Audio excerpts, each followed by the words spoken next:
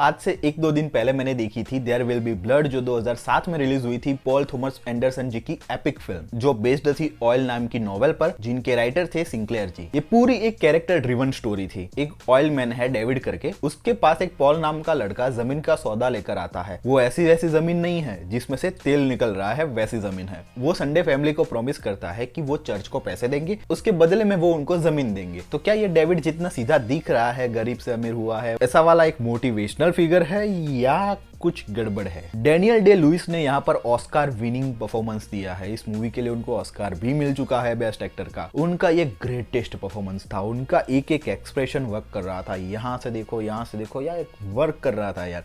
ये होते हैं actor. I drink your milk shake वाला जो मोनोलॉग है ना एंड में, आप हिल जाओगे अंदर से, उस टाइप का मोनोलॉग था। और एक एक्टर मुझे यहाँ पर पसंद आया, वो थे पॉल जी। उनको आगे मैंने प्रिजनर में देखा था, वहां पर उनका काम मुझे बहुत पसंद आया था। पॉल थॉमस जी का जो डायरेक्शन है वो भी काफी अमेजिंग है, एपिक मैं कह सकता हूँ। मूवी में 15 मिनट तक तो कोई डायलॉग ही नहीं है।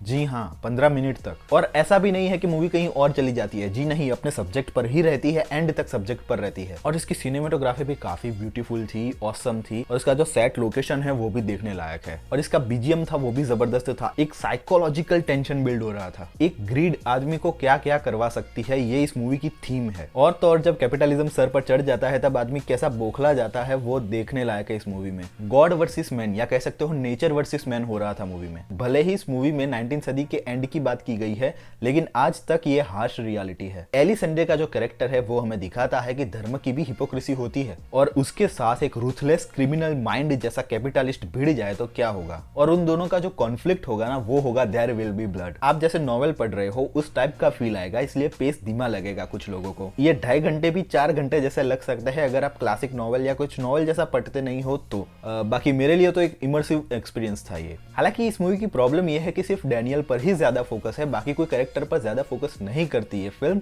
तो मैं कनेक्टेड सिर्फ डैनियल से ही रहा, और बाकी कैरेक्टर से इमोशनली में टच नहीं हो पाया। और डैनियल का जो कैरेक्टर था वो कैपिटलिस्ट तो था, लेकिन एक निहिलिज्म का टच भी दिया गया है। क्लाइमैक्स मुझे थोड़ा एब्सर्ड लगा, लेकिन एक रियलिटी भी हिट कर गई कि कैपिटलिज्म के आगे धर्म को भी झुकना पड़ता है। बाप बेटे के बीच भी जो इमोशन होने चाहिए थे वो भी मुझे ज्यादा फील नहीं हुआ। सो मेरा रिव्यू रहेगा देयर विल बी ब्लड के लिए 4.5 आउट ऑफ 5 स्टार्स। एक यूनिक फिल्म लगी है मुझे, एपिक भी है, आपको एक अलग एहसास दे जाती है, लेकिन हाँ कंफ्यूज भी करती है कभी कभी। नॉवेल पढ़ना आपको पसंद है तो ये फिल्म आपके लिए मास्टरपीस होगी। और तो और डैनियल जी का परफॉर्मेंस भाई एक नंबर। सो मिलते हैं ऐसे ही नए और पुराने दोनों रिव्यूज के साथ। तब तक के लिए सायोनारा।